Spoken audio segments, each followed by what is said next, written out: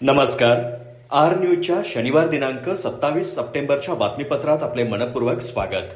Mahendra jewellers Rajarampuri प्रस्तुत आजचा सोन्याचा 24 कॅरेटचा दर आहे 1,14,000, 22 कॅरेटचा दर 1,04,880, तर 1 किलो चांदीचा दर आहे 1,42,500 रुपये.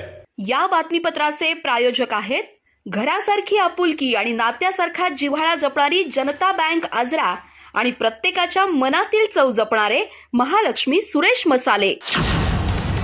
आजच्या बातमीपत्रात प्रथम पाहूयात गल्लीपासून ते दिल्लीपर्यंतच्या ताज्या घडामोडींचा धावता आढावा आणि स्थानिक बातम्यांमध्ये पाहूयात गोड साखरच्या सभेआधीच सभासदांचा प्रश्नांचा भडीमार.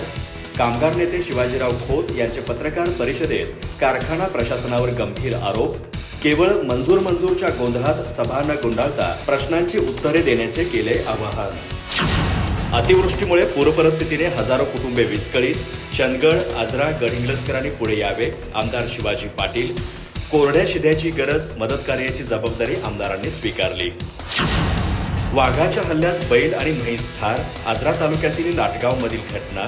शेतकरी भयग्रस्त, वन विभागाकडे अपेक्षा भरल्या नजरा. गडहिंग्लज येथील लॉन्ड्री व्यावसायिकाने दाखवला प्रामाणिकपणा. ग्राहकाच्या शर्टाच्या खिशातून सापडलेले 10,000 रुपये परत.